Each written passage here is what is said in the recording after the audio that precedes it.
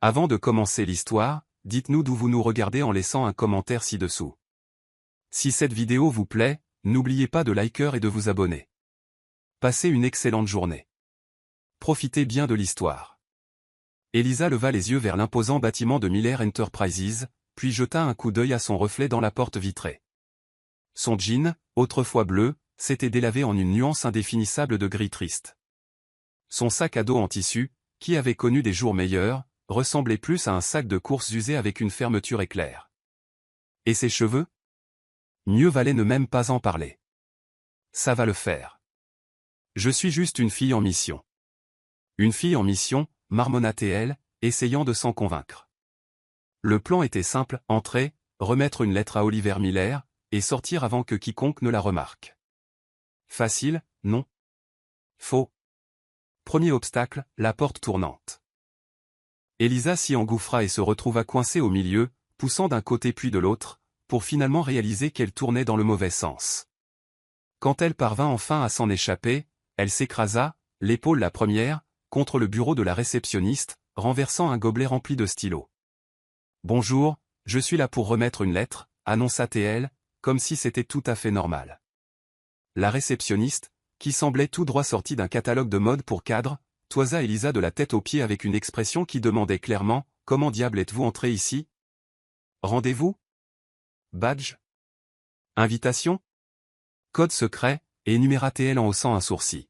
« J'ai une lettre », répéta Elisa, comme si cela allait tout résoudre. « C'est urgent, pour Oliver Miller. J'ai juste besoin de le voir une seconde. » La réceptionniste ne s'y a même pas. Elle appuya sur un bouton invisible et, en moins de 3 secondes, un agent de sécurité, bâti comme une armoire à glace, apparut. « Pas de badge, pas d'entrée », déclara l'armoire humaine.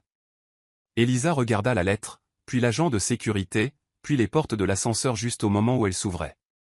Sans réfléchir, elle poussa un petit couinement et courut, se glissant à l'intérieur avant que les portes ne se referment. « Et, revenez ici », cria l'agent de sécurité, faisant 2 pas avant de réaliser que personne n'arrêtait l'ascenseur. Elisa s'était précipitée si vite qu'elle avait percuté un homme qui portait un plateau de café. Tandis que l'ascenseur montait, elle essaya d'essuyer la mousse de cappuccino de ses cheveux. Ne sachant à quel étage descendre, elle appuya sur le premier bouton qu'elle vit. Lorsque les portes s'ouvrirent, elle entra dans une pièce remplie de gens portant des casques, des câbles courants sur le sol, des écrans massifs, et l'énergie bourdonnante d'une kermesse d'entreprise. « Ok, Elisa, fonds-toi dans la masse », se chuchota-t-elle. 2 pas plus tard, elle renversa une caisse de matériel, fit tomber une pile de cadeaux promotionnels, accrocha son pantalon à un énorme ruban adhésif et faillit emporter un projecteur de studio avec elle. « C'était qui, ça ?» murmura quelqu'un avec un casque. « Probablement une femme de ménage, une livreuse ou une âme en peine », répondit une autre personne. « Quelqu'un a perdu sa cousine dans l'ascenseur », plaisanta un caméraman. Tentant de trouver une issue, Elisa repéra une immense porte au fond du couloir. Ce devait être une réception ou une salle d'attente. Sans réfléchir, elle entra. C'était le bureau d'Oliver Miller et, bien sûr, elle glissa sur le tapis de luxe, se cogna la hanche contre le bureau et atterrit à genoux juste devant lui. Il lui tournait le dos, lisant un document important. Oliver se retourna lentement, s'attendant à voir un cadre ou, au minimum, un coursier. À la place, il vit Elisa, les cheveux en désordre, à genoux, lui tendant une lettre comme s'il s'agissait d'un avis d'imposition en retard. « Je savais que cette journée allait être étrange, mais à ce point, » marmonna Oliver, la regardant comme si elle était un mirage.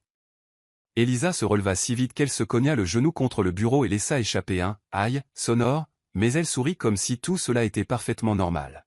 « Bonjour, je m'appelle Elisa, j'ai une lettre pour vous. » Elle tendit le bras avec une telle force qu'on aurait dit qu'elle essayait de traverser le bureau. Oliver croisa les bras. « Ça explique pourquoi vous êtes entré dans mon bureau en courant comme si vous fuyiez la police. »« Ah oui, je peux expliquer. » Elisa arrangea rapidement ses cheveux, essayant de paraître professionnelle. « Je pensais que c'était les toilettes. »« Les toilettes ? » ?»« Oui, mais ce n'est pas le cas. Alors, puisque j'étais déjà là, je me suis dit que j'allais vous remettre la lettre. » Oliver haussa un sourcil. « Et vous entrez habituellement dans les toilettes à genoux ? » ?»« Non, ça, c'était parce que je testais le tapis. » Sa douceur. Très agréable, d'ailleurs. Félicitations. Et la lettre? Ah oui, la lettre vient de mon mentor. Il m'a demandé de vous la remettre personnellement et, étant une personne très dévouée et professionnelle, j'ai pensé que m'infiltrer serait plus rapide que de devoir tout expliquer à la réception. Oliver prit une profonde inspiration. Vous avez pensé que vous introduire par effraction dans l'un des bâtiments les plus sécurisés de la ville était une idée professionnelle? En fait, oui. Je l'ai vraiment cru. J'étais tellement concentré sur ma mission, vous savez? Je suis comme un de ces messagers ninja. Et pour être honnête, la réceptionniste m'a regardé bizarrement, et ça m'a un peu stressé. Eh bien, nous y voilà. Oliver prit la lettre, mais continua de fixer Elisa, comme s'il essayait de comprendre de quelle pièce du puzzle elle pouvait bien être. Et votre mentor, qui est-ce? Un certain. Quand? J'ai oublié le nom de famille, mais il m'a dit qu'il était un ami proche de votre grand-père. Ou de votre père. Ou de votre chien. J'étais un peu nerveuse quand il m'expliquait. Oliver se frotta les tempes. Elisa, c'est ça? C'est moi. Elisa, messagère ninja de confiance. Il désigna le fauteuil. Puisque vous vous êtes donné tout ce mal pour livrer une lettre, asseyez-vous. Voyons voir ce qui est si important. Elisa s'enfonça dans le fauteuil, qui était si moelleux qu'elle faillit y disparaître. Elle regarda autour d'elle, essayant d'absorber le luxe du bureau, et jura qu'elle pouvait entendre les notes de la marche impériale de Star Wars dans sa tête. Oliver ouvrit la lettre, mais pour une raison qu'il ne pouvait expliquer, la dernière chose qu'il voulait à ce moment-là était de la lire.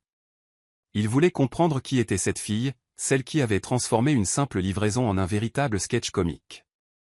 Assise dans ce fauteuil qui ressemblait à un câlin coûteux, Elisa balançait ses pieds dans le vide en regardant Oliver Miller lire la lettre. Elle s'attendait à une réaction dramatique, peut-être un hoquet de surprise ou même une unique larme coulant sur sa joue. Mais il garda la même expression sérieuse, bien qu'avec un léger pli sur le front. Alors, cette lettre vient vraiment de Xichen Kan, demanda Oliver sans lever les yeux. Edward Kan, corrigea Elisa en levant un doigt. Mais vous y étiez presque. Et vous êtes quoi pour lui? Demanda Oliver, curieux. Je suis un peu son apprenti, ou sa nièce d'honneur, ou sa punition divine, selon son humeur, dit Elisa avec un grand sourire, essayant de briser la glace. Oliver referma la lettre, fixa Elisa pendant quelques secondes et, pour une raison qu'il ne pouvait expliquer, se mit à rire. Pas un petit rire poli, mais un vrai rire, inattendu. Elisa cligna des yeux, confuse. Vous allez bien? Je n'ai rien écrit dans la lettre. Je n'ai insulté personne, dit-elle rapidement.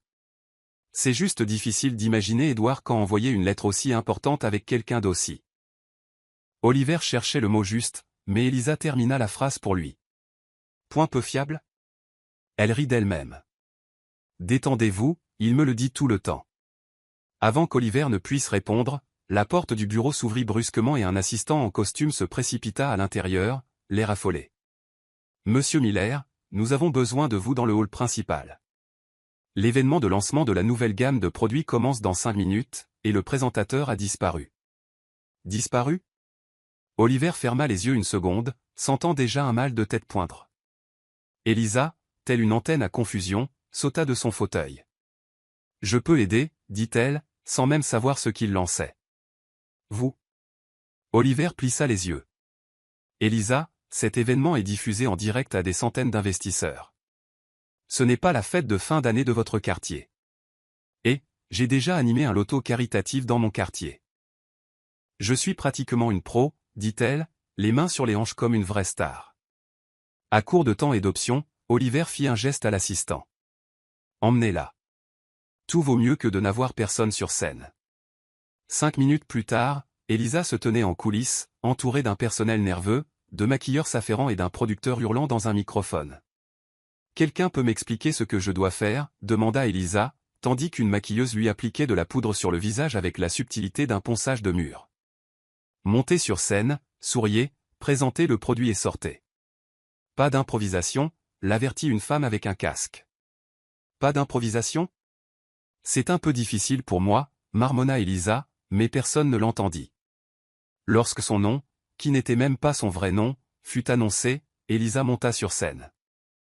Les lumières vives l'aveuglèrent une seconde, et le public était composé de gens en costume tenant des coupes de champagne comme si elles étaient des extensions de leurs bras. Tout le monde s'attendait à une présentation professionnelle et élégante. Elisa trébucha sur la première marche, s'agrippa au pied du micro pour garder l'équilibre, arracha accidentellement le câble et fit tomber la moitié de la bannière numérique derrière elle. Un grognement collectif résonna dans la salle. « Bonsoir, mesdames et messieurs de la finance », commença-t-elle en souriant nerveusement. « Je m'appelle. » Enfin, en réalité, c'est Elisa, mais on dirait qu'il y a une faute de frappe sur mon badge. Quoi qu'il en soit, ce soir, nous sommes ici pour présenter la nouvelle gamme de. Elle jeta un œil à l'écran, qui affichait maintenant un économiseur d'écran Windows. Point l'innovation respiratoire de pointe et ultramoderne, ou quelque chose comme ça, termina-t-elle en gloussant nerveusement. Au fond de la salle, Oliver porta la main à son front, mais à sa propre surprise, il riait, vraiment riait à nouveau. Elisa continua de parler sans filtre. Elle montra le mauvais produit, mélangea les pourcentages et, à la fin, en essayant de descendre de la scène, son pantalon s'accrocha à un pied de projecteur, faisant tout tomber. C'était un spectacle comique accidentel, mais ce qui aurait dû être un désastre total se transforma en un succès viral instantané. Les invités, habitués à des événements guindés et prévisibles, s'amusèrent tellement qu'ils commencèrent à enregistrer et à publier sur les réseaux sociaux. En quelques heures, la présentatrice la plus maladroite de l'histoire devenait virale. Après l'événement, Oliver trouva Elisa assise par terre dans le couloir, ses chaussures à la main, l'air d'avoir couru un marathon de la honte. « Je vous avais dit que j'étais une professionnelle », dit-elle avec un petit sourire. « Une professionnelle du chaos », répondit Oliver, croisant les bras, mais avec une lueur amusée dans les yeux. « Sérieusement, je suis désolé. J'essayais juste d'aider. La lettre était importante, et je suppose que je me suis laissé emporter, dit-elle. Si vous voulez, je peux disparaître maintenant. » Oliver étudia Elisa. Elle était un désastre ambulant, un tourbillon d'honnêteté et d'improvisation, tout ce à quoi il n'était pas habitué. Et pour cette raison même, il ne voulait pas qu'elle disparaisse. « Demain, vous commencez à travailler ici, dit-il. »« Quoi ?» Les yeux d'Elisa s'écarquillèrent. « Vous êtes sûr ? J'ai failli faire s'effondrer tout votre bâtiment aujourd'hui. Considérez ça comme un programme de survie pour mes employés, plaisanta-t-il. Vous avez dit que vous vouliez livrer la lettre en personne parce que vous étiez fiable. Voyons si c'est vrai. » Elisa se releva d'un bond, excitée. « Je promets que je serai la meilleure. Quel que soit mon titre, dit-elle en lui tendant la main. Oliver la serra, sentant pour la première fois depuis des années que quelque chose, ou quelqu'un, était sur le point de bouleverser complètement sa routine. Le lendemain matin, Elisa se présenta avec un sac à dos presque plus grand qu'elle, rempli de snacks, de carnets et même d'une lampe de poche dont elle jurait qu'elle pourrait avoir besoin. En passant devant la réception, elle fit un signe de la main à la réceptionniste avec un sourire victorieux. « Je suis de retour, ma belle », chanta-t-elle. « Est-ce que c'est vraiment en train de se passer ?» marmonna la femme, incrédule. À l'étage de la direction, on attribua à Elisa un bureau improvisé à côté de la photocopieuse. Sa mission, aider là où on avait besoin d'elle. « Elisa, pouvez-vous classer ces contrats par ordre alphabétique ?» demanda un assistant. « Bien sûr, avec le A ou le C », répondit-elle, tout à fait sérieuse. En 2 heures, Elisa réussit à renverser du café sur l'imprimante, à répondre à un appel en pensant que c'était l'interphone et à déclencher l'alarme incendie en essayant d'ouvrir un tiroir. Chaque fois que quelque chose se passait, Oliver était informé, et chaque fois qu'il entendait parler d'une nouvelle catastrophe, il riait tout seul dans son bureau. Elisa ne le savait pas encore, mais son chaos spontané apportait quelque chose à Miller Enterprises qui n'existait plus depuis longtemps, de la vie. Et pour Oliver, cette femme maladroite était la première chose vraiment intéressante à bousculer son monde parfaitement prévisible. Maintenant officiellement employée chez Miller Enterprises, Elisa regardait son bureau improvisé avec l'excitation de quelqu'un qui venait de gagner à la loterie, même si son bureau était techniquement une étagère réaménagée à côté de la photocopieuse. « Un palais bien à moi », soupira-t-elle, plaçant un petit pot en plastique avec une succulente à $3 dessus pour une touche personnelle. Au milieu de son excitation, l'imprimante se mit soudain à cracher du papier sans arrêt, comme une machine possédée. Elisa essaya d'appuyer sur tous les boutons, de souffler sur le capteur et même de donner une petite tape au panneau, mais rien n'y fit. « C'est un piège », murmura-t-elle en se jetant sur la machine pour arrêter l'avalanche de contrats qui volaient sur le sol. Pendant ce temps, Oliver marchait dans le couloir et vit la scène. Il y avait Elisa, étreignant pratiquement la photocopieuse, couverte de papier, tenant une agrafeuse comme une arme d'autodéfense. « Pourquoi ne suis-je pas surpris ?» marmonna Oliver, incapable de cacher son sourire. Il resta là quelques secondes, à observer. Elisa était comme un petit ouragan ambulant, complètement déplacée dans ce monde de cravates bien nouées et de visages sérieux, et pour une raison étrange, la regarder devenait addictif. « Monsieur Miller !» Elisa l'aperçut et essaya immédiatement de se redresser, mais en se relevant, son lacet se coinça dans la photocopieuse et elle tomba à plat ventre sur le sol comme un sac de patates. Oliver prit une profonde inspiration. « Elisa, avez-vous déjà envisagé de travailler pour une entreprise de démolition ?» demanda-t-il en lui tendant la main pour l'aider à se relever. « Ça pourrait être mon plan de secours », sourit-elle. Il hésita un instant, puis dit, « J'ai une réunion à l'extérieur maintenant. Venez avec moi. » « Moi ? Pourquoi ? Parce qu'apparemment, si je vous laisse seul plus de 15 minutes, vous pourriez faire s'effondrer tout le bâtiment. Je préfère vous garder sous surveillance, répondit-il sèchement. Mais la vérité était autre. Oliver commençait à réaliser qu'il aimait la voir à ses côtés. Cela n'avait aucun sens, mais cela faisait une différence. Elisa sauta dans la voiture de luxe, transportant son énorme sac à dos et un petit pot de succulentes sur ses genoux. La plante a besoin de respirer, expliqua-t-elle quand Oliver jeta un regard curieux au pot. Le chauffeur, impeccable dans ses gants blancs, essaya de ne pas réagir au fait qu'il transportait une passagère tenant une plante et une boîte à lunch. « Cette réunion a lieu dans un restaurant chic ?» demanda Elisa. « Quelque chose comme ça », répondit Oliver sans entrer dans les détails. Quelques minutes plus tard, Elisa se retrouva assise à une table si élégante qu'elle avait peur de respirer trop fort et de faire tomber des couverts. Oliver était de l'autre côté, consultant des documents sur sa tablette tandis que le serveur lui tendait un menu en français. « C'est beaucoup de voyelles pour si peu de nourriture », murmura Elisa en regardant le menu. « C'est un plat ou un mot de passe Wi-Fi ?» Oliver leva les yeux. « Vous n'êtes pas obligé de commander quelque chose de sophistiqué. Prenez simplement ce qui vous plaît. »« Est-ce qu'ils ont des koyas ?» demanda-t-elle, tout à fait sérieuse. Oliver s'étouffa avec son eau. Probablement pas, ce n'est pas grave. Je m'adapte. L'adaptation est mon deuxième prénom. Enfin, mon troisième. Mon deuxième, c'est Catastrophe. Elisa Catastrophe Adaptation Silva. Enchantée. Elle lui tendit la main comme pour la première fois. Oliver prit sa main mais secoua simplement la tête en souriant légèrement. « Pourquoi avez-vous accepté ce travail ?» demanda-t-il soudainement. Pour être honnête, elle posa le menu, « Je voulais juste livrer la lettre et rentrer chez moi. Mais ensuite, vous m'avez embauché. Et bon, qui suis-je pour refuser un travail aussi chic? Même après tout ce qui s'est passé? Vous avez failli ruiner l'événement de l'entreprise. » « Oh, mais c'était amusant, » dit-elle. « Et regardez ça. Vous souriez. Mission accomplie. » Oliver resta silencieux quelques secondes. Elle avait raison. Il souriait de plus en plus depuis qu'Elisa était arrivée. Mais cela n'avait aucun sens. Lui, connu comme le PDG le plus sérieux et le plus froid de la ville, riait maintenant à cause d'une fille qui savait à peine utiliser une imprimante. « Et vous ?» continua Elisa.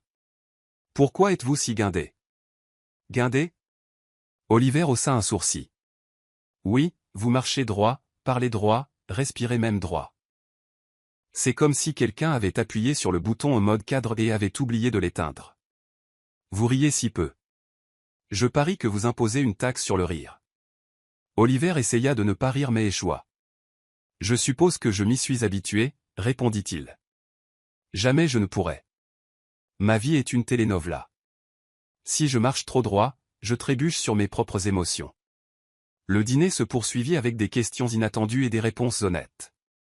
Elisa parla de son enfance au village, de son mentor, de ses tentatives ratées d'emplois normaux, y compris la fois où elle avait accidentellement fait frire une tonne en pensant que c'était un steak.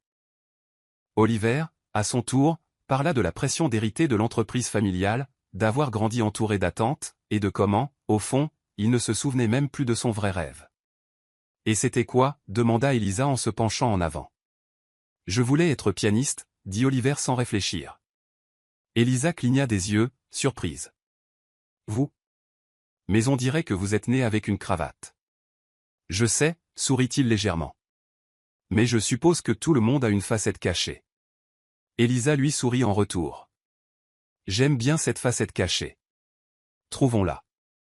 Après le dîner, Oliver déposa Elisa chez elle, une petite maison prêtée par son mentor. Avant d'entrer, elle se retourna.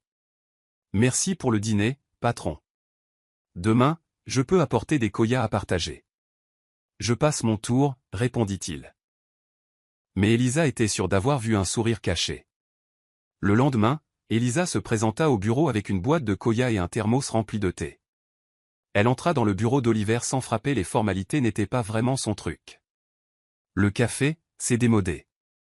Maintenant, c'était avec koya, annonça TL en lui tendant le plateau. Oliver prit un koya comme quelqu'un qui accepte un défi. Il mordit dedans, mâcha et rit. Vous voyez, exulta Elisa. Je savais que vous aimiez vivre dangereusement.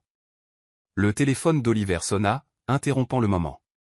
Il répondit, et son expression redevint sérieuse. C'est à propos du contrat de partenariat international. On dirait que la réunion a été avancée, dit-il. Je dois revoir ça maintenant. Elisa prit un épais dossier sur son bureau, le feuilleta et écarquilla les yeux. Waouh, on dirait l'étiquette d'un flacon de médicaments géant. Oliver la regarda, puis les documents, puis enfin le koya dans sa main. Vous voulez aider? Demanda-t-il, à moitié en plaisantant. Moi? Vous gênez? Absolument. Elle jeta son sac à dos par terre et s'assit à côté de lui. Les deux passèrent l'après-midi ensemble, Oliver expliquant des termes complexes et Elisa les traduisant en langage de gens normaux. Entre les contrats, ils rirent, se disputèrent le dernier koya et débattirent pour savoir si la tisane à la camomille était un anti-stress d'entreprise valable. Et c'est ainsi que, sans s'en rendre compte, Oliver commença à apprécier la présence d'Elisa plus qu'il n'aurait dû. Pendant ce temps, dans les couloirs de l'entreprise, les rumeurs allaient déjà bon train. La fille maladroite qui avait fait irruption dans l'entreprise était devenue le sujet du jour. Certains pensaient qu'elle était une parente éloignée d'Oliver.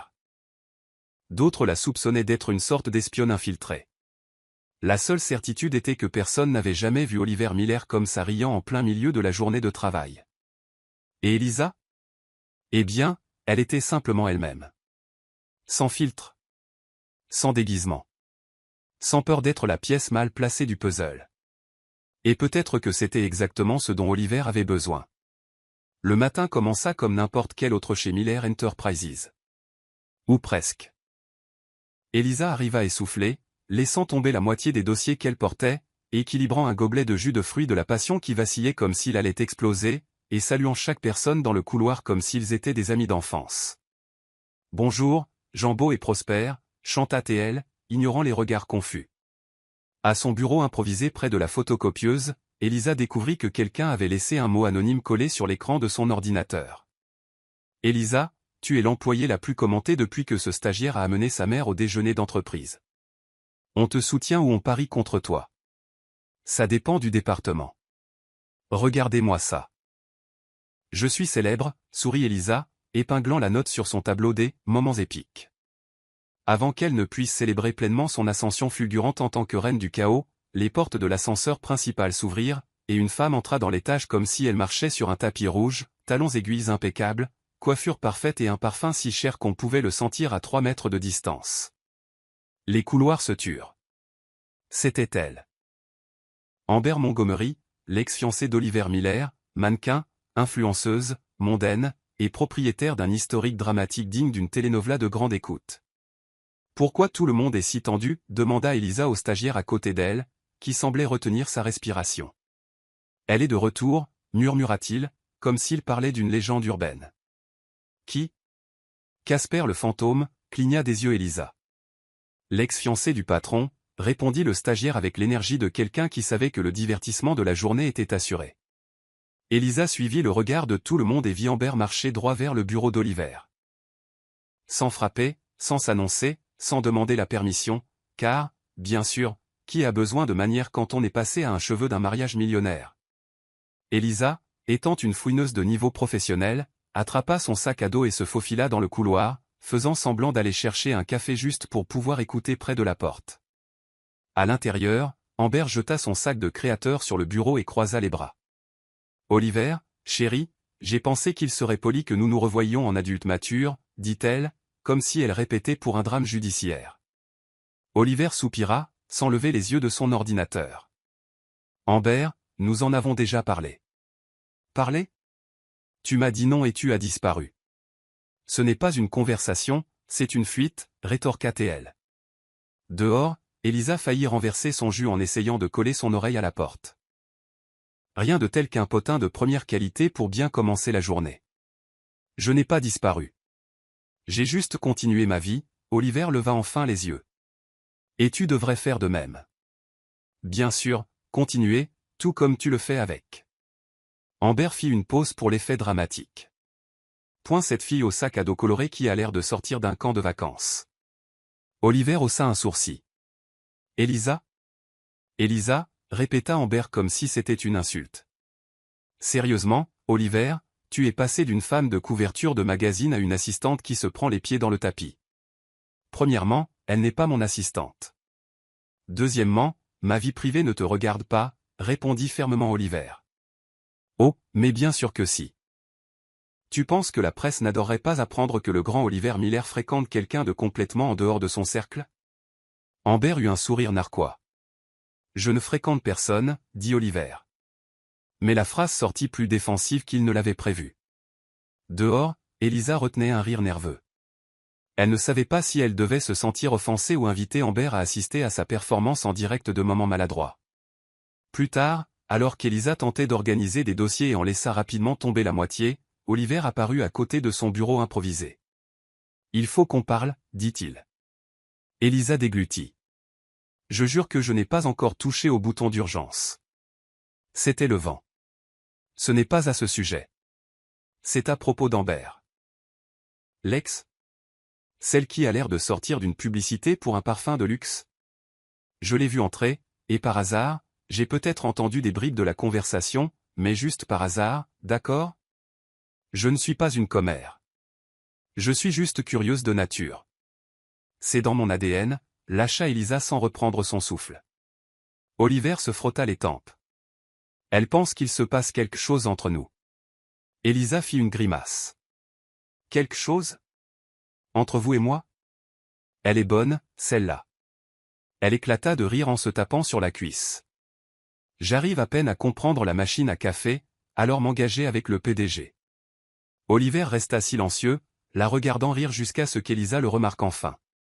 Attendez, vous êtes vexé ? Oh non, je ne voulais pas dire que vous n'êtes pas fréquentable.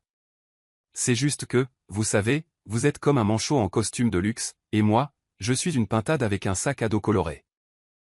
Nous venons de mondes différents. Ça n'a pas du tout aidé, répondit Oliver, bien que le coin de sa bouche laissait deviner un sourire. Tout au long de la semaine, Amber se présenta chaque jour avec des excuses de plus en plus ridicules. D'abord pour rendre une chemise oubliée, puis pour discuter d'un ancien contrat. Le troisième jour, elle prétendit vouloir faire don d'un vase au bureau. Elisa, remarquant son insistance, décida d'adopter une nouvelle approche. Chaque fois qu'Amber apparaissait, Elisa s'inventait un titre de poste à consonance importante. « Elisa, pouvez-vous aller chercher les rapports de vente ?» demanda Oliver. Mais avec Amber dans la pièce, Elisa répondit à voix haute, « Bien sûr, patron. Je vais chercher les rapports, examiner les contrats internationaux et coordonner la réunion des investisseurs avec les partenaires arabes. » Juste un instant. Amber plissa les yeux. « Le lendemain, Elisa, pouvez-vous apporter ça à la réception ?» demanda Oliver. Et Elisa, absolument. Juste après avoir terminé l'examen des états financiers trimestriels et vérifié les graphiques d'exportation pour le marché européen. Amber devint rouge. Le vendredi, Amber en eut assez. Elle convoqua Elisa pour une réunion privée au café de l'immeuble. Elisa se présenta armée de son sac à dos, d'un snack et d'une bonne dose de confiance. « Écoute, ma petite, » commença Amber en retirant ses lunettes de soleil. « Je ne sais pas ce que tu essaies de faire, mais ça ne marchera pas. Oliver est hors de ta portée. Il ne sort pas avec des points des femmes authentiques, » termina Elisa en prenant une grosse bouchée de son snack. « Détends-toi, ma grande. Je n'essaie rien. J'existe, c'est tout. Eh bien, arrête d'exister près de lui, cingla Amber. Elisa s'essuya les doigts en souriant. Ça ne dépend pas de moi. Il m'a embauché. Et si ça peut te consoler, je pensais aussi que je serais viré le deuxième jour. Mais regarde-moi, toujours là, toujours debout, toujours en train de savourer mon snack. Amber s'en alla en tapant du pied. Elisa retourna à son bureau improvisé avec une certitude, ce bureau ne serait plus jamais le même. Et Oliver? Eh bien, plus Amber essayait de repousser Elisa, plus il réalisait qu'il ne voulait pas qu'elle parte. D'une manière ou d'une autre, la fille qui trébuchait sur les câbles et renversait les dossiers était en train de mettre son monde sens dessus-dessous. Et étrangement, ça lui plaisait. Ce lundi-là, Elisa arriva comme si elle se préparait pour une bataille. Dans son sac à dos, en plus de ses snacks habituels et de son carnet d'idées géniales, elle avait apporté un plateau de chocolat fait maison pour nouer des alliances d'entreprise. C'était une stratégie sophistiquée, du moins dans son esprit. « Bonjour, monde de l'entreprise », annonça-t-elle en distribuant des chocolats comme le lapin de Pâques. Les employés, déjà habitués à ces pitreries, acceptèrent les friandises avec un mélange de gratitude et de crainte de ce qu'elle pourrait faire ensuite. Pendant ce temps, dans les bureaux de la direction, Amber n'était pas d'humeur si douce. Après sa conversation avec Elisa, elle avait décidé qu'il était temps d'agir. Si Oliver aimait le chaos, elle lui en donnerait une dose soigneusement planifiée, le genre qui pouvait ruiner des réputations. En milieu de matinée, Elisa fut convoquée dans le bureau d'Oliver. Elle entra comme d'habitude, sans frapper, son manteau emmêlé dans la sangle de son sac à dos, renversant la tasse d'eau de la secrétaire au passage. « Vous m'avez appelé, patron », sourit-elle. Oliver soupira. À ce stade, c'était presque attachant. « Nous devons revoir ces rapports avant la réunion de cet après-midi », dit-il en désignant une pile de documents. Elisa approcha une chaise à côté de lui, mais dans son excitation, elle s'assit si fort qu'une des roulettes glissa, la faisant reculer comme si elle faisait du surf sur la moquette. « Je vais bien », cria-t-elle, se remettant déjà en position. Oliver se pinça l'arête du nez, essayant de réprimer un rire. « Comment parvenez-vous à transformer chaque tâche simple en une scène de comédie ? » Un talent naturel, haussa-t-elle les épaules en saisissant les rapports. Pendant que les deux travaillaient ensemble, Amber mit son plan à exécution. Utilisant ses relations internes, elle répandit la rumeur parmi certains cadres qu'Elisa avait rejoint l'entreprise avec des intentions cachées, qu'elle se rapprochait d'Oliver par intérêt personnel, utilisant le nom du vieux maître comme excuse. La rumeur se propagea rapidement. À l'heure du déjeuner, les gens disaient déjà qu'Elisa était une croqueuse de diamants et qu'Oliver tombait droit dans le piège de la fille maladroite mais à l'air innocent. Elisa, ignorant les commérages, était trop occupée à essayer de comprendre ce que signifiait « flux de trésorerie consolidé » et pourquoi il y avait tant de mots compliqués juste pour dire combien d'argent entrait et sortait. « Oliver, je peux faire une suggestion » demanda-t-elle. « Ça me fait peur, mais allez-y, pourquoi n'écrivez-vous pas ces rapports en langage de gens normaux ? Au lieu des analyses des passifs et des actifs, ça pourrait juste être combien on a dépensé en trucs utiles et combien on a gaspillé en bêtises. » Bizarrement, ça a du sens, admit Oliver, amusé. Leur proximité croissante devenait de plus en plus évidente. Oliver, qui restait habituellement enfermé dans son bureau, insistait maintenant pour tout revoir aux côtés d'Elisa, même en sachant qu'elle transformerait chaque réunion en un spectacle d'improvisation. Mais à mesure qu'ils se rapprochaient, les murs se refermaient autour d'elle. L'après-midi suivant, Elisa fut convoquée au département de la conformité, un mot qu'elle pouvait à peine prononcer. « Elisa Silva, c'est bien ça ?» demanda une femme avec des lunettes carrées et un air sérieux. « C'est moi, l'employé du mois dans la catégorie trébuchement et championne du café renversé. Nous enquêtons sur une plainte anonyme », continua la femme, ignorant l'humour. « Quelqu'un a affirmé que vous avez utilisé des informations privilégiées et des relations personnelles pour obtenir votre emploi dans l'intention de poursuivre une relation avec le PDG. » Elisa cligna des yeux, confuse. « Pardon, quoi ? Nous avons un email envoyé au comité indiquant que votre embauche était irrégulière et qu'il y a des signes, disons, d'intérêt romantique impliqués. » Elisa laissa échapper un rire nerveux. « Ce doit être une blague. Regardez-moi. J'arrive à peine à faire fonctionner la machine à café, alors manipuler un milliardaire. » La femme ne rit pas, « Nous avons besoin que vous remplissiez ce formulaire expliquant votre parcours et comment vous avez obtenu ce poste. » Elisa prit le papier et quitta la pièce, sentant son cœur battre dans ses oreilles. Qui ferait une chose pareille, marmonna-t-elle en retournant à son bureau. Oliver apprit la plainte quelques minutes plus tard. Au moment où Elisa entra dans son bureau pour lui remettre les documents, il l'attendait déjà. « Pourquoi ne m'as-tu rien dit » demanda-t-il sèchement. « J'ai à peine eu le temps de digérer l'information », Elisa laissa tomber son sac par terre. « Je pensais que c'était une sorte de blague des RH, comme un test d'endurance psychologique. Ce n'est pas une blague. Quelqu'un essaie de te faire tomber. » Oliver croisa les bras. « Et je parie toute ma réserve de chips au fromage que je sais exactement qui c'est, » grommela Elisa. Oliver ferma les yeux une seconde. « Amber ?» Bingo, Elisa le pointa du doigt. Elle essaie de faire de moi la méchante de cette télénovela d'entreprise. Oliver resta silencieux quelques secondes. Une partie de lui savait qu'Amber était capable de tout. Mais une autre partie de lui savait que s'il n'intervenait pas, Elisa ne survivrait pas aux politiques impitoyables du bureau. « Viens avec moi, dit-il en attrapant sa veste de costume. « Où allons-nous ? » ?»« Réparer ça. De la bonne manière. » Oliver et Elisa firent irruption dans une réunion du conseil d'administration où Amber était commodément présente. Elisa entra avec assurance mais trébucha immédiatement sur le tapis, rattrapée par Oliver à la dernière seconde. « Je maîtrise l'art de l'entrée spectaculaire, » murmura-t-elle. Oliver fit face aux membres du conseil. « Qui a reçu la plainte concernant Elisa ?» demanda-t-il. La responsable de la conformité leva la main. « C'est moi. » « Parfait. Maintenant, je veux le rendre officiel ici même. C'est moi qui ai embauché Elisa. Pas d'agenda caché. Pas de plan secret. Je lui ai demandé de travailler ici parce qu'elle apporte quelque chose que personne d'autre n'apporte, l'honnêteté et l'humanité. » Elisa, qui sirotait nerveusement de l'eau, s'étouffa. « Je. Quoi, toussa-t-elle. C'est exact. Depuis que tu es arrivé, tu es la seule personne qui me parle comme si j'étais un être humain normal. C'est rare par ici, continua Oliver. Les membres du conseil murmurèrent entre eux. Amber croisa les bras, le visage brûlant de colère. Et enfin, Oliver regarda droit vers Amber. Si quelqu'un ici pense pouvoir utiliser les commérages pour ruiner la réputation d'une employée innocente, il se trompe lourdement. Elisa fit un petit signe de la main à Amber, comme pour dire « bisous ». Après la réunion, Oliver et Elisa retournèrent à son bureau. Elisa s'effondra sur le canapé, épuisée. « Vous m'avez défendu. » « C'était plutôt épique, dit-elle. »« J'ai juste dit la vérité, » répondit Oliver. Elisa le regarda, un peu timide.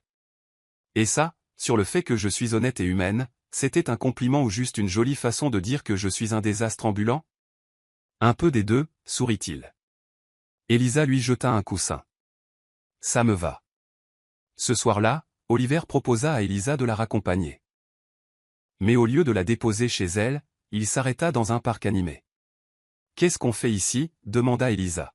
« Tu as dit que tu voulais m'aider à me souvenir de qui je suis en dehors du bureau. »« Alors, nous y voilà. » Elisa entraîna Oliver vers un stand de pop-corn. « Je veux voir le PDG le plus redouté de la ville acheter du pop-corn avec du fromage râpé, » le défia-t-elle. Oliver accepta. Entre le pop-corn, la barbe à papa et une balade en pédalo, ils oublièrent pendant quelques heures les titres, les commérages et le chaos de l'entreprise. C'est là, sous les lumières simples du parc, qu'Elisa réalisa qu'Oliver Miller, le milliardaire froid, n'était qu'un homme qui n'avait jamais eu la chance d'être normal.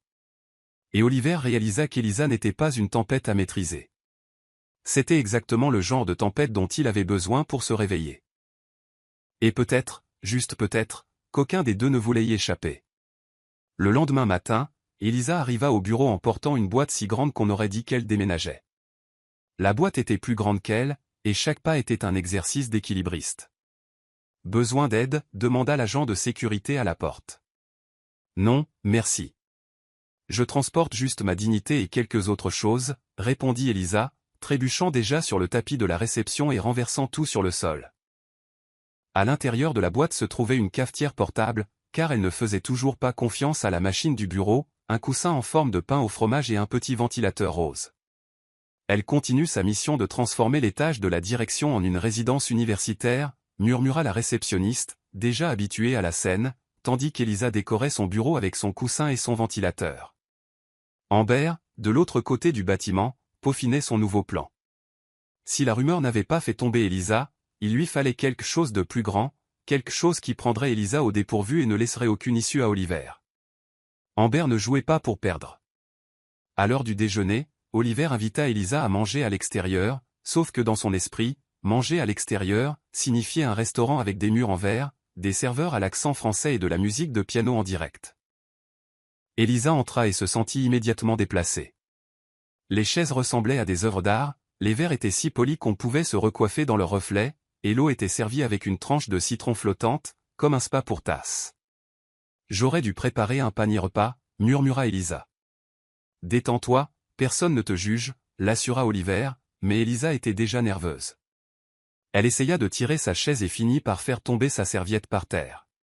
Puis elle tenta de commander en français mais mélangea les mots et demanda accidentellement, « Un canard rôti qui a le goût d'une chaise. » « C'est impressionnant comme tu transformes n'importe quel déjeuner en spectacle, » dit Oliver, amusé. Elisa rit mais remarqua que les tables voisines les observaient avec trop de curiosité. « Pourquoi ai-je l'impression que nous sommes une attraction ?» demanda-t-elle. Oliver regarda autour de lui. « Parce que nous le sommes. » Depuis que cette rumeur a commencé, tout le monde veut savoir qui est la mystérieuse fille qui m'a soi-disant conquis. Elisa faillit s'étouffer avec son eau citronnée. « Conquis ? Je n'ai même pas conquis mon propre chat. Il ne me tolère que parce que je le nourris. » Oliver rit franchement. « Détends-toi, déjeunons simplement, le monde peut attendre. » Pendant qu'il mangeait, Amber porta son coup final. Elle convainquit un ami journaliste de surprendre le déjeuner d'Oliver et Elisa et d'en faire un article. Avec quelques mots tordus et des angles soigneusement choisis, le site de Potin publierait « Le PDG de Glace dompté par une mystérieuse inconnue, qui est la nouvelle femme dans le cœur d'Oliver Miller ?»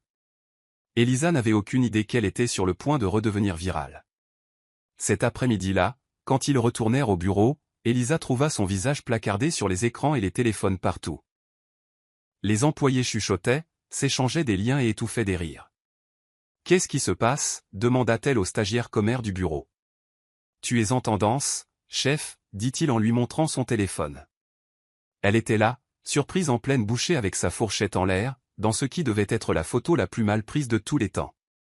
À côté d'elle, Oliver souriait réellement, un spectacle rare et le titre brillait, « La fille maladroite qui a conquis le PDG le plus froid de la ville. » « Je vais être malade, » marmonna Elisa. Oliver vit l'article presque en même temps. Il entra dans le bureau d'Elisa avec son téléphone à la main, son expression un mélange d'irritation et de gêne par procuration. « Elisa, qu'est-ce que c'est que ça ? Je jure que je n'ai rien à voir avec ça », elle leva les mains. « Je n'ai même pas une bonne connexion internet à la maison. Mon Wi-Fi est si mauvais qu'un pigeon voyageur serait plus rapide. » Oliver jeta son téléphone sur le bureau. « C'est l'œuvre d'Amber, bien sûr. Elle a probablement tout un album intitulé « Plan infaillible pour ruiner Elisa », et ce n'est que le volume 1, marmonna Elisa en se frottant les tempes. « Je vais arranger ça, » dit Oliver. Mais avant qu'il ne puisse partir, Elisa lui attrapa le bras. « Attendez, si on essaie de démentir, les gens penseront qu'on cache quelque chose. Vous savez comment est Internet, plus on nie, plus ils y croient. » Oliver la regarda. « Alors, que suggères-tu » Elisa eut un sourire malicieux. « On fait le contraire, on en rit. On agit comme si c'était la chose la plus ridicule du monde, parce que ça l'est. » Oliver croisa les bras, intrigué. « Qu'est-ce que tu veux dire ? Donne-moi ton téléphone. » Elisa prit son téléphone, ouvrit l'application appareil photo et prit un selfie de deux faisant des grimaces. « Je poste ça sur mon profil, » expliqua-t-elle, avec la légende, « Un PDG de Glace et son employé maladroite envahissent votre fil d'actualité avec ce délicieux potin. » Oliver parut sceptique au début, puis gloussa. « Ça pourrait effectivement marcher. Fais-moi confiance, patron, » cligna des yeux Elisa. En moins d'une heure, la publication d'Elisa devint plus virale que l'article original. Les gens adorèrent son honnêteté, son humour, et bientôt, le public soutenait ce duo improbable, même s'ils n'étaient pas réellement un couple, du moins pas officiellement. En fin de journée, Oliver et Elisa restèrent tard pour examiner des documents, ou du moins essayer, car Elisa fit tomber la graffeuse 3 fois et transforma accidentellement un rapport important en avion en papier. « Je n'ai jamais vu quelqu'un d'aussi dévoué à être un désastre, » commenta Oliver. « C'est un don, » répondit Elisa, lançant un avion en papier qui l'atteignit en plein front. Ils rirent, et le rire s'attarda plus longtemps qu'il n'aurait dû.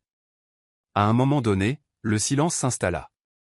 Elisa était trop proche, Oliver la fixait trop intensément, et soudain, ce n'était plus si drôle. Oliver se pencha légèrement, comme s'il allait dire quelque chose. Elisa retint son souffle. L'espace entre eux se réduisit jusqu'à ce que le téléphone d'Elisa sonne bruyamment, avec une sonnerie assourdissante. « Désolé, c'est ma mère. Si je ne réponds pas, elle pense que j'ai été kidnappée. » Elisa attrapa son téléphone, se sentant à la fois soulagée et frustrée. Oliver se recula, ajustant sa cravate. Pas de problème. Mais ils savaient tous les deux que quelque chose avait failli se passer. Dehors, Amber observait depuis la fenêtre, la frustration se lisant sur son visage. Quoi qu'elle fasse, elle ne parvenait pas à éloigner Elisa. Pire encore, plus elle essayait, plus Oliver se rapprochait de cette fille chaotique. « Si vous deux pensez avoir une fin heureuse, vous vous trompez lourdement, » marmonna Amber pour elle-même. Mais à l'intérieur, Elisa et Oliver étaient trop occupés à être simplement eux-mêmes pour le remarquer. Point entre les moments de maladresse, les expressions loufoques et les rapports qui volaient, ils étaient en train de créer quelque chose. Une connexion authentique sur laquelle Amber n'avait aucun contrôle, et ce n'était que le début. Elisa arriva au bureau, déterminée à passer une journée paisible, ou du moins aussi paisible que possible, compte tenu de sa tendance à provoquer le chaos accidentellement. Elle avait apporté son déjeuner préparé, un sachet de bonbons acidulés et un rouleau de ruban adhésif pour délimiter son espace de bureau, puisque son poste se résumait toujours à cet endroit improvisé près de la photocopieuse. « Personne ne gâchera mon humeur aujourd'hui, » marmonna-t-elle en collant le ruban au sol comme si elle revendiquait son territoire. Bien sûr, cela n'allait pas durer. En milieu de matinée, Oliver apparut à son bureau avec ce regard familier, celui que les professeurs avaient juste avant de rendre une copie couverte d'encre rouge. « Un problème, patron ?» demanda-t-elle avec un sourire nerveux. « Viens avec moi, dit-il. » Elisa suivit Oliver jusqu'à la salle de réunion la plus privée du bureau. Dès qu'elle entra, il ferma la porte et elle se figea. « Oh, waouh, si j'avais su, j'aurais apporté mon dentifrice. J'ai toujours voulu avoir un sourire éclatant pour un licenciement, » plaisanta-t-elle. « Ce n'est pas ça, » dit Oliver, mais il ne rit pas. Il avait l'air vraiment préoccupé. « Qu'est-ce que c'est, alors ?» Elisa croisa les bras. « Il faut qu'on parle de nous. » Les yeux d'Elisa s'écarquillèrent. « Nous ? Quel, nous ? Le duo de choc des catastrophes en entreprise. Qu'est-ce qu'il y a avec nous ? » Oliver passa une main dans ses cheveux, visiblement mal à l'aise. « Depuis que tu es arrivé, toute ma routine a été chamboulée. Avant, je savais exactement comment chaque journée se terminerait, et maintenant, je ne sais même pas comment chaque heure va se dérouler. Et c'est une mauvaise chose ? » Elisa pinça les lèvres. « Non, c'est étrange, mais pas mauvais. » Elisa resta silencieuse quelques secondes, en train d'assimiler. « Oliver, tu es en train de dire que je te plais ? » « Jean, que je te plais vraiment ?» demanda-t-elle en clignant rapidement des yeux. « Je dis que tu me fais ressentir des choses que je n'avais pas ressenties depuis longtemps, » admit-il honnêtement. Elisa resta silencieuse pendant exactement 3 secondes. « J'ai gagné le pari !» s'écria-t-elle soudainement. « Quel pari ?» sursauta Oliver. « J'avais parié avec moi-même qu'au fond, tu étais en fait un humain avec des sentiments, et que toute ton attitude de robot d'entreprise n'était qu'une façade. Je le savais. Je le savais. » Oliver rit en secouant la tête. « Tu es complètement folle. Ce qui est fou, c'est de traverser la vie sans rire, Oliver Miller. Bienvenue du côté amusant. » Il la regarda différemment. Cette fille maladroite, portant un sac à dos plus grand qu'elle et sans aucun filtre pour dire ce qu'elle pensait, avait en quelque sorte envahi sa vie, et maintenant il semblait impossible d'imaginer sa routine sans elle. « Alors, ça veut dire que je te plais aussi ?» demanda Oliver, mi-plaisantant, mi-sérieux. Elisa se gratta la nuque. « Eh bien, tu me plais, mais ma vie amoureuse, c'est comme un buffet de pizza à volonté, ça semble être une super idée au début, mais ça finit toujours avec une indigestion. » « On pourrait essayer, » suggéra Oliver en se rapprochant. Elisa sentit son visage s'échauffer. « Essayer quoi ? » ?»« Un vrai rendez-vous. Sans contrat, sans grignotage au milieu des rapports. Juste nous deux. » Elisa devint rouge, mais avant qu'elle ne puisse répondre, la porte du bureau s'ouvrit brusquement. « Oh, j'interromps quelque chose ? C'était Ambre, avec son habituel sourire narquois. Elisa faillit sursauter. Non, bien sûr que non. On répétait juste un sketch pour une formation d'entreprise. J'étais la cliente mécontente, et il était le vendeur qui essayait de me convaincre d'acheter un grille-pain. Un truc de formation, inventa Elisa sur le champ. Oliver ferma les yeux une seconde, retenant un soupir. Ambre, de quoi as-tu besoin? Besoin. Je suis venu apporter ça. Elle brandit une enveloppe. C'est à propos du contrat de fusion avec l'entreprise européenne. Nous devons le relire avant la réunion de demain. Oliver prit l'enveloppe, et Ambre jeta un dernier regard à Elisa avant de partir. C'est comme le boss de fin dans un jeu vidéo, murmura Elisa. Plus on avance, plus elle devient coriace. Cet après-midi-là, Oliver avait une réunion à l'extérieur, et Elisa fut chargée de réviser une présentation sans supervision directe. Elle mit une playlist à bas volume, ouvrit un soda et commença à créer des graphiques avec des titres comme « Argent qui rentre, youpi » et « Argent qui sort, aïe, mon portefeuille ». Pendant ce temps, Ambre travaillait sur un plan différent. Avec l'aide d'un employé corrompu qui avait échangé sa loyauté contre des places de concert, elle accéda à l'ordinateur d'Elisa et envoya depuis sa messagerie un message désastreux au fournisseur européen. L'email était truffé d'erreurs de négociation, de promesses ridicules, et même d'une clause offrant des cadeaux personnalisés et des massages relaxants pour sceller l'accord. Le plan était simple, accuser Elisa d'un soi-disant incident diplomatique, ruiner sa réputation et prouver qu'elle était inapte à tout poste, et surtout au cœur d'Oliver. À la fin de la journée, Oliver revint de sa réunion pour trouver le chaos. Le service juridique était rassemblé dans son bureau pour examiner l'email, le directeur des relations internationales était en larmes, et le fournisseur européen menaçait de rompre les négociations. Que s'est-il passé? Demanda Oliver. Elisa. Cria quelqu'un. Elle a envoyé un email complètement inapproprié à notre plus gros fournisseur. Oliver fronça les sourcils. Ça n'a aucun sens. Elisa sait à peine comment formater un email, encore moins gérer une négociation internationale. Elisa entra, mâchant un chewing-gum et portant un sac de pain au fromage. Sentant l'atmosphère tendue, elle déglutit difficilement. Oh, mauvais timing? Oliver lui tendit l'email. C'est toi qui as envoyé ça? Elisa le lut et éclata de rire. Écoutez, je suis peut-être un peu folle, mais je ne suis pas stupide. Je ne sais même pas ce que signifie une clause de réciprocité logistique. C'est un coup monté. Ambre s'avança, feignant l'inquiétude. Quelle situation malheureuse, n'est-ce pas? Je t'avais pourtant prévenu qu'engager quelqu'un d'inexpérimenté dans l'entreprise pourrait mener à cela. Elisa plissa les yeux. Oh, dis donc, Ambre, la méchanceté te colle à la peau. Oliver regarda d'Elisa à Ambre, et quelque chose se déclencha dans son esprit. Il ne connaissait que trop bien les tactiques de son ex-fiancé. Sans un mot de plus, il prit le téléphone et appela le service informatique. Je veux savoir qui a accédé à la messagerie d'Elisa aujourd'hui, dit-il. Quelques minutes plus tard, la réponse arriva. L'accès provenait d'un ordinateur distant, un ordinateur enregistré au nom d'Ambre. Ambre, ma chère, dit Oliver, sa voix dangereusement calme. Nous avons un problème. Elle essaya de discuter, mais Oliver ne lui en laissa pas la chance. Il lui demanda de quitter le bâtiment immédiatement. Elisa, observant toute la scène avec un mélange de choc et de fierté, ne put s'en empêcher. Oliver Miller, qui terrasse les méchants d'entreprise avec un simple coup de fil. Je t'applaudis. Ambre sortit en trombe, mais avant de partir, elle lança un dernier avertissement. Ce n'est pas fini. À la fin de la journée, Elisa et Oliver montèrent sur la terrasse du bureau pour prendre l'air.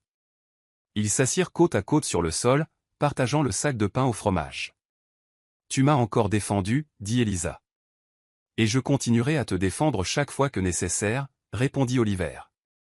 Elisa sourit. Tu sais, je pensais que tu n'étais qu'un type guindé en costume qui ne savait pas sourire. Mais en fait, tu es gentil. Un peu rigide, mais gentil. Et moi, je pensais que tu n'étais qu'une intruse maladroite, mais tu es unique en ton genre. Oliver la regarda d'une manière qui fit oublier à Elisa comment mâcher. Le silence s'installa entre eux, un silence confortable, jusqu'à ce qu'Elisa se tourne vers lui. Je n'ai jamais eu de patron qui me défende avant. Je voulais juste te dire merci. Oliver se rapprocha. Et je n'ai jamais eu d'employé qui me rappelle à quel point c'est bon de rire. Ils étaient si proches qu'Elisa pouvait sentir son parfum. Et quand Oliver se pencha, elle ferma les yeux. Cette fois, personne ne les interrompit. Ce fut un baiser bref. Doux, un peu maladroit, mais absolument parfait. Est-ce que ça compte comme une prime de salaire? Demanda Elisa en riant.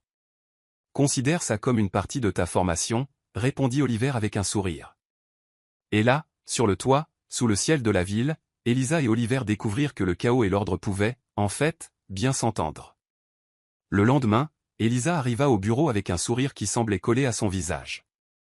Le baiser sur le toit, impossible à oublier. Elle se le repassa environ 30 fois dans sa tête avant de s'endormir, et 15 autres en se brossant les dents. Bonjour, magnifique bâtiment. Bonjour, mur. Bonjour, machine à café qui me déteste.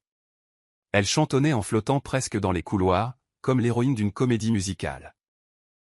Mais comme toujours, la vie d'Elisa n'était pas faite que de moments romantiques magiques. Au moment où elle entra dans le bureau d'Oliver, elle faillit renverser la porte en verre et se retrouva nez à nez avec Monsieur Miller père. Bonjour, père. Le premier méchant Monsieur Miller essaya de se corriger Elisa, mais il était trop tard. Le père d'Oliver, un homme aux cheveux gris avec l'expression de quelqu'un qui n'avait jamais ri à une blague de sa vie, la regarda comme un scanner analysant chaque centimètre de sa tenue, de ses cheveux et de son sac à dos rempli de porte-clés colorés. « Qui est-ce » demanda-t-il, comme si Elisa était une espèce d'entreprise nouvellement découverte. « Père, voici Elisa » répondit calmement Oliver. « Elle travaille pour moi. » Elisa s'avança avec enthousiasme, tendant la main. « Enchantée de vous rencontrer. » Elisa Desastres Silva, messagère ninja, experte en trébuchement, et actuellement la petite amie en formation de votre fils. Les yeux d'Oliver s'écarquillèrent. Il toussa, essaya de se reprendre, mais le mal était fait. Petite amie? Le ton incrédule de Monsieur Miller pouvait probablement être entendu à l'étage inférieur. Elle exagère, tenta de clarifier Oliver. Je n'exagère pas. On s'est embrassé hier sur le toit sous la lune, avec la musique de la pagode du voisin en fond sonore. C'était magnifique, ajouta Elisa en souriant. Le père d'Oliver devint blême. Oliver, il faut que je te parle. Maintenant. Seul. Elisa leva la main. Je peux partir, pas de problème. Je vais juste aller imprimer quelques papiers et peut-être faire exploser accidentellement la photocopieuse. Rien de grave. Elle recula de 2 pas, heurta le cadre de la porte et disparut dans le couloir. Elisa passa toute la matinée à éviter le bureau d'Oliver, imaginant la leçon qu'il était probablement en train de recevoir. Pendant ce temps, Oliver faisait face à un véritable interrogatoire. « Explique-moi ça, Oliver » commença son père en montrant la porte par laquelle Elisa était sortie. « Qui est cette fille ?»« Je te l'ai déjà dit, elle travaille ici. »« Et pourquoi exactement embrasses-tu des employés sur le toit ?»« Parce qu'elle me plaît » répondit simplement Oliver. Son père se frotta les tempes comme s'il entendait une absurdité totale. « Oliver, réalises-tu ce que cela pourrait causer ? Les actionnaires, la presse, les rumeurs. »« Je sais, mais pour la première fois depuis des années, je m'en fiche, » dit Oliver. Son père le regarda comme s'il venait d'avouer qu'il laissait tout tomber pour vendre des bijoux sur la plage. « As-tu la moindre idée de la responsabilité que tu portes ? Ton image, ta réputation. Et à quoi bon avoir une réputation parfaite si je me sens vide ? Rétorqua fermement Oliver. Son père resta sans voix, non pas parce qu'il était d'accord, mais parce qu'il n'avait jamais vu son fils aussi déterminé ou aussi émotif. Pendant ce temps, complètement inconsciente de la discussion épique qu'elle avait déclenchée, Elisa décida de se cacher à la cafétéria avec son plateau de macaroni et saucisses. Elle essaya de rester discrète, mais devint rapidement le centre de l'attention lorsque l'équipe marketing commença à poser des questions. « Alors c'est officiel ? Toi et le patron » demanda la responsable des réseaux sociaux, rayonnante de curiosité. « On est en phase de test » répondit Elisa. « C'est comme un essai routier émotionnel. Ça peut marcher ou ça peut s'écraser directement dans le mur de la réalité. » Le stagiaire en informatique soupira. C'est le plus grand rebondissement dans ce bureau depuis qu'ils ont changé de marque de café. Elisa rit, mais au fond, elle sentait cette nervosité familière lui nouer l'estomac. Si tout le monde était au courant, cela signifiait que la pression n'allait que croître, et elle n'était pas exactement une experte en relations, encore moins pour sortir avec un patron milliardaire. Plus tard, Oliver appela Elisa dans son bureau pour une discussion. Dès qu'elle entra, elle put voir qu'il était tendu. « Tout va bien ?» demanda-t-elle, mordant déjà dans un biscuit par nervosité. « Mon père n'a pas très bien pris l'idée de nous deux. »« Oh, je m'en doutais » haussa-t-elle les épaules. « Ma mère paniquerait aussi si je lui disais que je sors avec un milliardaire. Elle me dirait de demander un prêt émotionnel. » Oliver rit, bien qu'il ait essayé de se retenir. Le problème, c'est que selon lui, les relations au travail finissent toujours en scandale. Oh bien sûr, parce que je suis connu pour les scandales. Une fois, j'ai failli en provoquer un à l'épicerie, mais c'était parce que j'avais renversé une pyramide de boîtes de maïs. Pas sûr que ça compte. Oliver lui prit la main. Je veux juste m'assurer que tu es prête pour ça. Elisa prit une profonde inspiration. Oliver, je ne me suis jamais préparé à rien dans ma vie. Je trébuche. Je me relève. Je ris. Et je continue. Si ça marche, super. Si ça ne marche pas, au moins j'aurai une bonne histoire à raconter au prochain loto familial. Oliver sourit. C'est exactement pour ça que tu me plais tant. Pendant que le couple réglait ses affaires, Ambre n'avait pas abandonné. Après avoir été renvoyée de l'entreprise, elle commença à contacter des journalistes, suggérant qu'Elisa était une arnaqueuse professionnelle et que sa romance avec Oliver n'était qu'une stratégie pour gravir les échelons. Cette nuit-là, un article à sensation parut, Cendrillon d'entreprise, fille maladroite ou manipulatrice de génie. Elisa vit la nouvelle en se brossant les dents et faillit avaler son dentifrice. « Je ne peux pas avoir un moment de paix ?» cria-t-elle à l'écran de son téléphone. Le lendemain matin, Oliver convoqua une conférence de presse surprise. Tous les grands médias se présentèrent, s'attendant à une annonce d'entreprise. Au lieu de cela, ils trouvèrent Oliver debout à côté d'Elisa, lui tenant la main. « Je veux clarifier quelque chose » commença Oliver. « Oui, nous apprenons à nous connaître. Et oui, elle travaille dans l'entreprise. Mais il n'y a pas d'agenda caché, pas de plan, pas de manipulation. » Elisa prit le micro. « Je n'arrive même pas à manipuler mon grille-pain à la maison. L'autre jour, j'ai failli faire exploser mon micro-ondes parce que j'y avais mis du papier d'aluminium. Vous pensez vraiment que je pourrais manipuler un PDG ? Il est plus têtu qu'un chat le jour du bain. » Les journalistes rirent. Oliver lui serra la main. « J'aime Elisa parce qu'elle est exactement qui elle est, maladresse, grignotage et tout le reste. » Elisa sourit. « Et je l'aime parce qu'il me laisse être moi-même » ajouta-t-elle. La conférence de presse se termina avec plus de sourires que de questions. Et pour la première fois, Oliver Miller ne semblait pas se soucier de ce que les médias pensaient. Plus tard, sur le parking, alors qu'Elisa luttait pour monter en voiture sans coincer sa jupe dans la portière, Oliver lui attrapa le bras. « Elisa, oui, je prends ça au sérieux. » Elle le regarda, surprise. « Moi aussi. Mais ma version du sérieux est un peu désordonnée. Mon plan de vie a toujours été de simplement survivre jusqu'au lendemain. Maintenant il y a toi. » Oliver écarta une mèche de cheveux de son visage avec son pouce.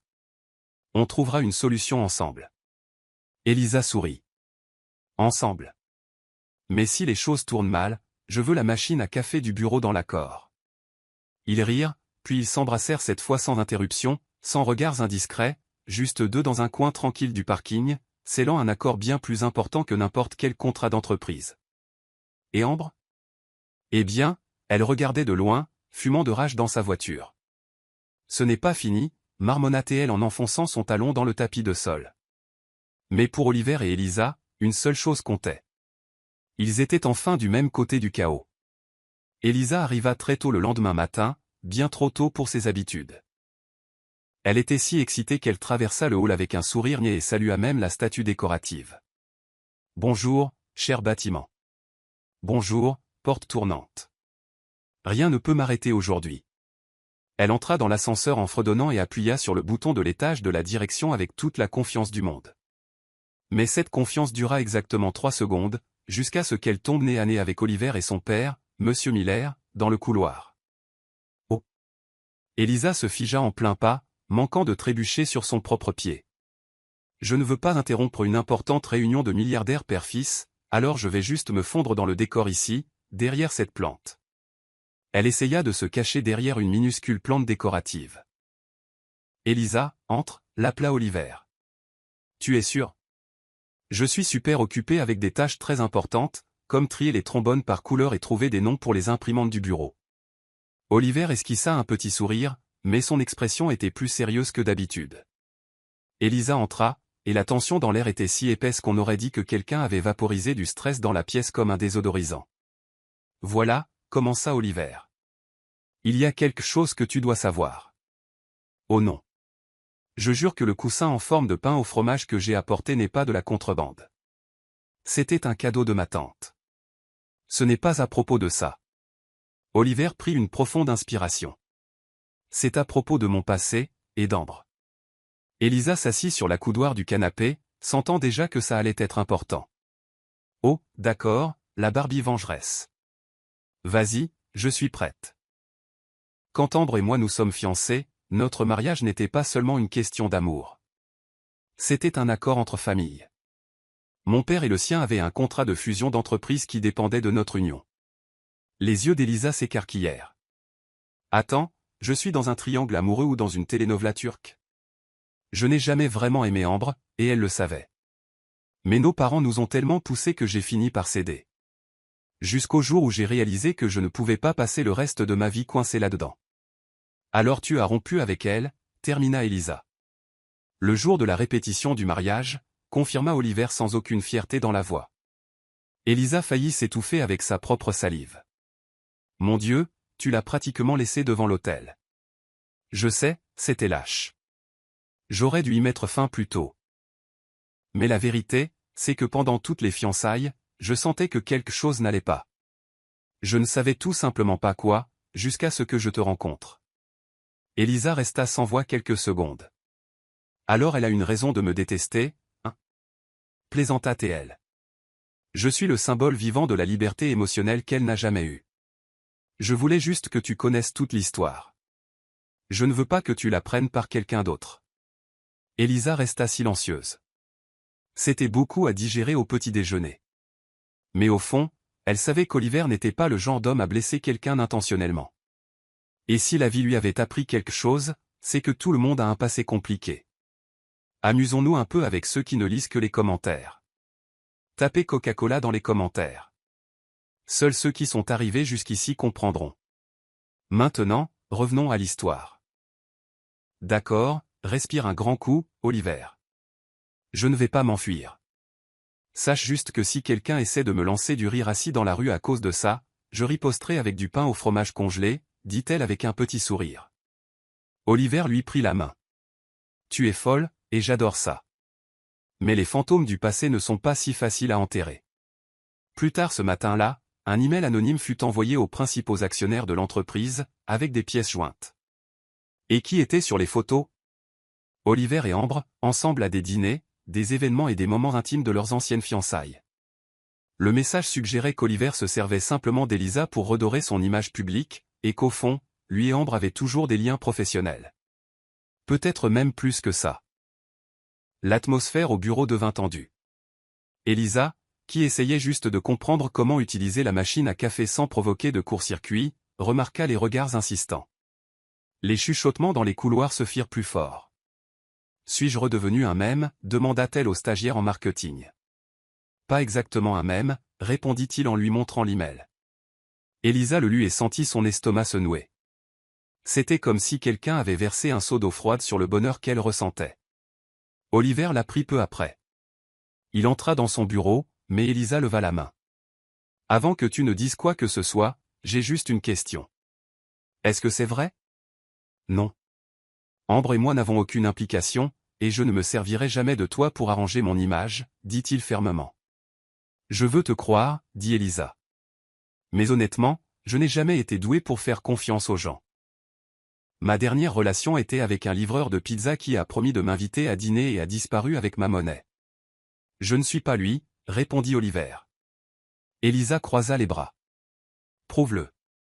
À l'heure du déjeuner, Oliver convoqua une réunion générale de l'entreprise, du PDG au personnel de nettoyage. Elisa s'assit au fond, serrant son sac à dos. Oliver monta sur la scène improvisée de la cafétéria et prit une profonde inspiration. Je dois clarifier quelque chose, commença-t-il. Oui, Ambre et moi étions fiancés, et oui, j'y ai mis fin d'une manière dont je ne suis pas fier. Mais c'est du passé. Les employés chuchotaient entre eux. Ce qui se passe maintenant entre Elisa et moi est complètement différent. Il n'y a pas d'accord commercial, pas de contrat, pas de manipulation, juste deux personnes qui essaient de construire quelque chose ensemble. Les yeux d'Elisa s'écarquillèrent. Elle ne s'attendait pas à une déclaration publique comme celle-là. Et si quelqu'un ici ou en dehors de cette entreprise pense pouvoir nous séparer avec des rumeurs ou des menaces, eh bien, ça ne marchera pas. Elisa a apporté à cette entreprise quelque chose qu'aucun rapport financier n'a jamais apporté, de l'humanité. Les employés applaudirent, d'abord timidement, puis plus fort. Elisa ne savait pas si elle devait rire ou pleurer, alors elle fit les deux. Cet après-midi-là, Elisa et Oliver étaient seuls dans son bureau. « Merci, dit-elle. Pourquoi ? De ne pas m'avoir caché, de ne pas avoir fait de moi un secret d'entreprise, d'être simplement toi. » Oliver se rapprocha. « Je suis juste un gars qui essaie de faire les choses bien avec la femme la plus maladroite et la plus incroyable que j'ai jamais rencontrée. » Ils s'embrassèrent à nouveau, cette fois avec un goût de victoire et aussi de pain au fromage, car Elisa en avait un caché dans la poche de sa veste. Mais Ambre n'avait pas encore fini de jouer son jeu. Pendant que le couple savourait son moment, Ambre avait une dernière carte à jouer, une vieille clause oubliée dans le contrat de fusion entre les familles Miller et Montgomery, une clause qui stipulait que si Oliver rompait les fiançailles, l'entreprise de sa famille devrait payer une amende colossale. Et Ambre était prête à recouvrer cette dette, non pas pour l'argent, mais par vengeance. À la fin de la journée, Oliver reçut une assignation en justice. Elisa trouva l'enveloppe ouverte sur son bureau et, après l'avoir lue, faillit tomber. « C'est sérieux ?» demanda-t-elle. « Ça l'est. Si je n'épouse pas Ambre, l'entreprise pourrait faire face à un procès long et coûteux qui pourrait affecter tous les employés. » Elisa sentit un nœud dans sa poitrine. « Alors, qu'est-ce que tu vas faire ?» Oliver la regarda. « Je ne sais pas encore, mais une chose est sûre, je ne vais pas te perdre. » Elisa essaya de sourire, mais cette fois, l'humour ne vint pas, car pour la première fois, elle réalisa que l'amour ne suffisait peut-être pas à gagner toutes les batailles. Mais s'il y avait une chose qu'Elisa avait apprise dans la vie, c'est qu'on ne se débarrasse pas si facilement d'une fille maladroite, surtout quand elle est amoureuse. Elisa quitta le bureau d'Oliver après avoir lu cette assignation et se dirigea directement vers les toilettes. Elle avait besoin de respirer. Elle avait besoin de réfléchir. Elle avait besoin d'un encas, car personne ne réfléchit bien le ventre vide. Assise sur le couvercle des toilettes, elle sortit un snack écrasé de son sac à dos et commença à manger, fixant le plafond comme si elle attendait des réponses divines. « D'accord, Elisa, organisons ce désordre émotionnel en points, se dit-elle. Premièrement, tu es amoureuse. C'est évident. Deuxièmement, l'homme que tu aimes pourrait devoir épouser son ex diabolique à cause d'un contrat ancestral. Troisièmement, tu n'es qu'une fille avec un sac à dos coloré et aucune expérience des drames d'entreprise. » Elle prit une autre bouchée. Et quatrièmement, ça ne va pas se terminer comme ça, même si je dois gâcher une autre fête chic ou prétendre être à nouveau une serveuse. Elisa prit une profonde inspiration, épousseta les miettes de son pantalon et retourna au bureau avec le regard déterminé de quelqu'un qui n'avait aucune idée de ce qu'elle allait faire, mais savait que ce serait quelque chose de fou. Oliver, de son côté, se noyait dans des réunions de crise avec des avocats, des actionnaires et des consultants. L'atmosphère ressemblait à des funérailles de cadres. Chaque décision semblait mauvaise. Payer l'amende serait désastreux pour l'entreprise, et épouser Ambre serait désastreux pour le reste de sa vie. Elisa entra dans la salle de réunion, comme d'habitude, sans frapper. « Je peux arranger ça », annonça-t-elle. Oliver la regarda, épuisé. « Elisa, ce n'est pas le moment pour l'une de tes idées folles. » Faux. C'est exactement le moment. Parce que ce dont vous discutez ici, c'est de logique, contrat, clause et argent. Mais ce combat ne porte pas là-dessus. C'est une question d'orgueil blessé. Et l'orgueil blessé ne peut être réparé qu'avec quelque chose de bien plus puissant, l'humiliation publique. Les avocats échangèrent des regards comme s'ils assistaient à un événement surnaturel en plein milieu du bureau. Elisa. Oliver essaya de l'interrompre. « Fais-moi confiance. Tu m'as engagé pour mon chaos, tu te souviens? Il est temps de l'utiliser à notre avantage. » Oliver soupira. Il savait qu'essayer d'arrêter Elisa, c'était comme essayer d'arrêter une avalanche avec un parapluie. Qu'est-ce que tu as en tête, exactement? Quelque chose de si épique, si chaotique et si humiliant qu'Ambre ne voudra plus jamais nous regarder. Ce soir-là, Elisa convoqua une réunion d'urgence dans le groupe de discussion des employés de Miller Enterprises. Le groupe, habituellement utilisé pour débattre de l'endroit où commander une pizza, se transforma en centre de renseignement pour l'opération « Faire tomber Ambre ». « Les gars, vous me faites confiance ?» demanda Elisa. La réponse fut un mélange de « non » et d'émojis d'explosion. « Parfait. Maintenant, aidez-moi. J'ai besoin de vidéos, d'enregistrements audio, de tout ce qu'Ambre a pu faire ou dire de compromettant en travaillant ici. Réunion, fête, coulisses, tout compte. » C'est fait. Elisa sourit diaboliquement. Maintenant, il ne nous reste plus qu'à le diffuser au bon moment. Le lendemain, Oliver et Ambre eurent une réunion de médiation avec des avocats et des représentants des deux familles pour discuter de la clause du contrat. Elisa débarqua au milieu, portant une casquette et des lunettes de soleil comme une sorte d'espionne à petit budget. « Qu'est-ce qu'elle fait ici ?» s'agaça Ambre. « Je suis là pour le soutien moral et la livraison de snacks », répondit Elisa en brandissant un sac. Les avocats commencèrent à lire la clause problématique, et Ambre souriait déjà comme si elle était sur le point de remporter le prix de la méchante d'entreprise de l'année, jusqu'à ce qu'Elisa lève la main. « Excusez-moi, je peux montrer quelque chose rapidement ?» demanda-t-elle. Elisa. Avertit Oliver, mais il était trop tard. Elisa connecta son téléphone au grand écran et commença à diffuser les vidéos et les clips audio qu'elle avait collectés. On vit d'abord Ambre trébucher, puis se plaindre de la nourriture. Et enfin, l'enregistrement le plus précieux de tous, où elle admettait n'avoir jamais aimé Oliver et n'être intéressée que par le statut. Le silence dans la pièce était si lourd qu'on pouvait entendre la respiration anxieuse d'Ambre. « C'est une violation de la vie privée !» cria Ambre. « C'est drôle, » Elisa croisa les bras, « parce que toi, répandre des rumeurs sur moi, ce n'était pas un problème. 2 poids, 2 mesures, ma chérie. » Les avocats de la famille Miller, qui détestaient secrètement Ambre depuis des années, tentèrent de cacher leur sourire. « Je pense que cela change la négociation, » dit l'un d'eux. Oliver attrapa le bras d'Elisa et la fit sortir de la pièce. « Je n'arrive pas à croire que tu aies fait ça. Je sais, c'était un peu sournois, mais regarde, ça a marché. Maintenant, elle n'a plus aucune crédibilité pour faire pression sur qui que ce soit. Si elle porte ça devant la presse, c'est elle qui finira par avoir une mauvaise image. » Oliver dévisagea Elisa, ne sachant s'il devait rire, se disputer ou l'embrasser.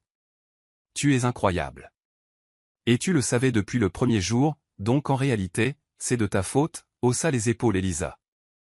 Oliver la prit par la taille et l'embrassa, là, au milieu du couloir, devant tous les avocats, les employés et même un employé de la cafétéria qui poussait un chariot de snacks.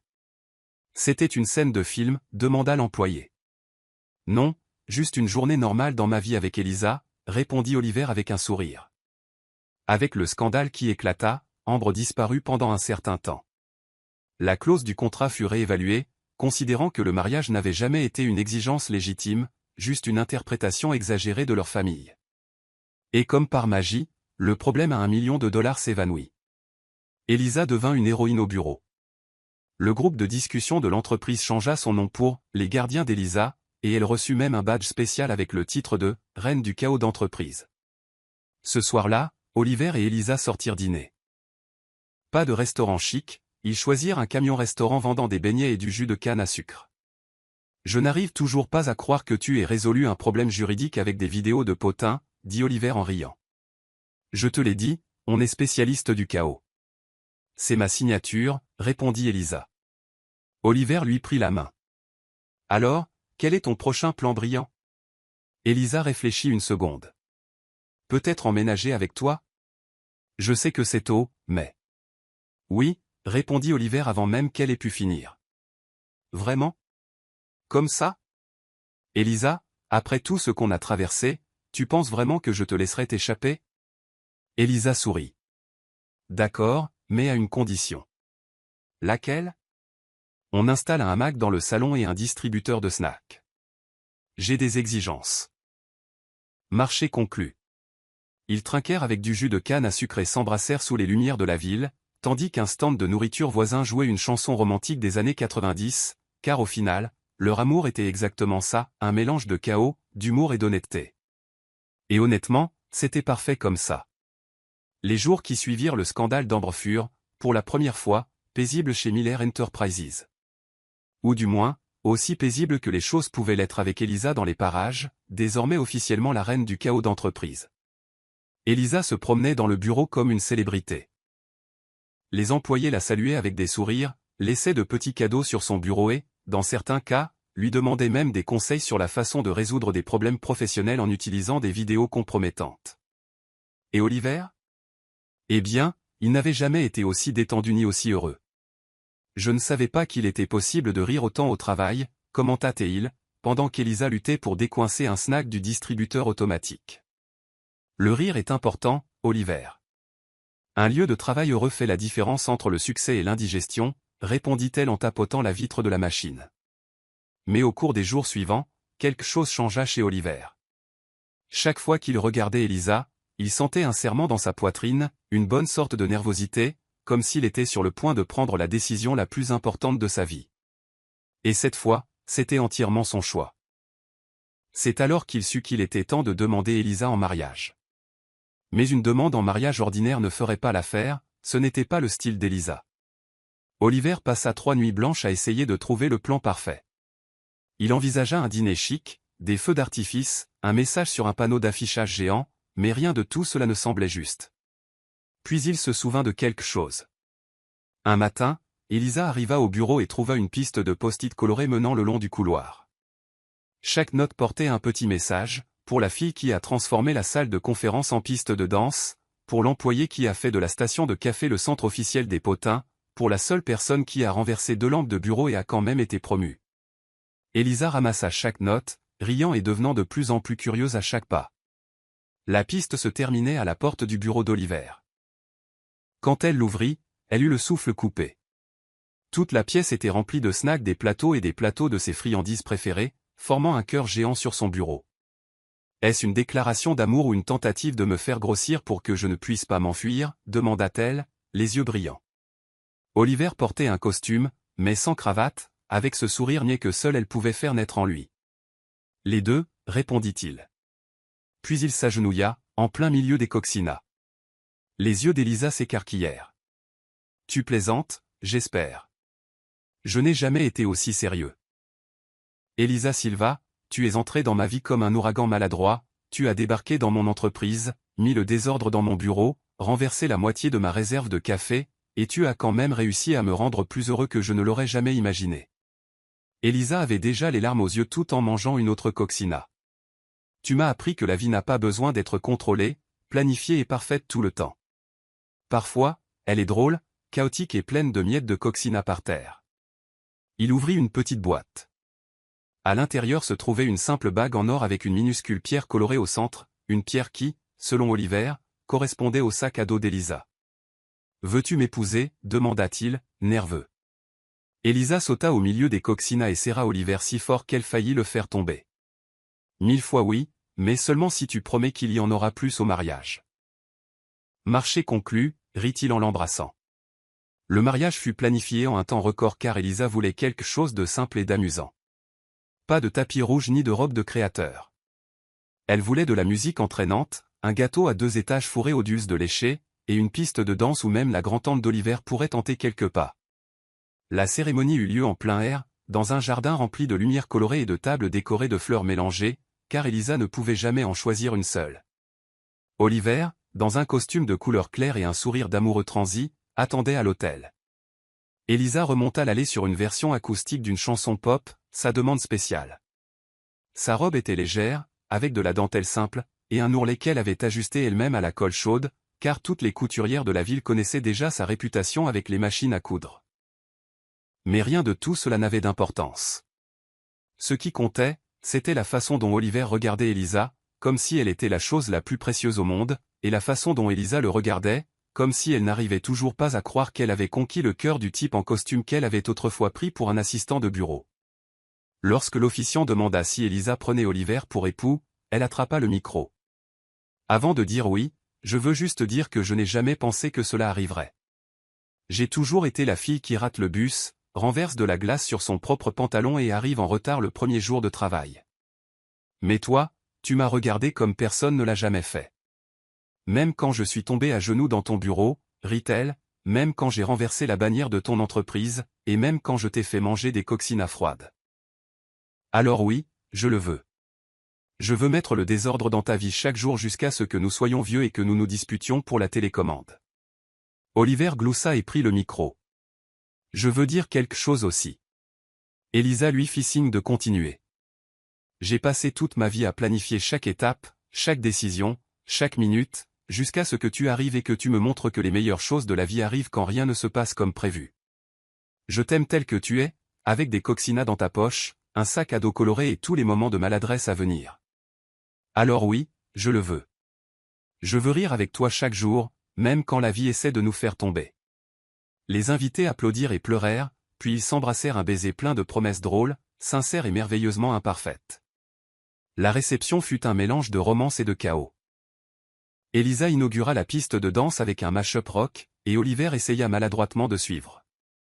Ils coupèrent le gâteau avec une spatule à pain au fromage, un cadeau d'un employé, et trinquèrent avec du soda directement à la bouteille. Et à la fin de la soirée, Elisa enleva ses chaussures, monta sur une chaise et cria « Mesdames et messieurs, à partir d'aujourd'hui, je déclare officiellement ce mariage. » Elle glissa avant de finir sa phrase. Oliver la rattrapa en plein vol, comme dans une comédie romantique.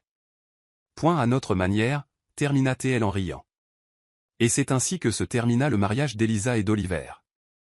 Sans perfection, sans chichi, juste beaucoup de joie, beaucoup d'amour. Et bien sûr, beaucoup de coccinelles. Qu'avez-vous pensé de l'histoire d'Oliver et d'Elisa? Laissez vos impressions dans les commentaires. Sur une échelle de 0 à 10, quelle note donneriez-vous? Abonnez-vous à la chaîne et activez les notifications pour ne manquer aucune de nos histoires. Et n'oubliez pas de découvrir d'autres récits touchants en cliquant ici sur l'écran final.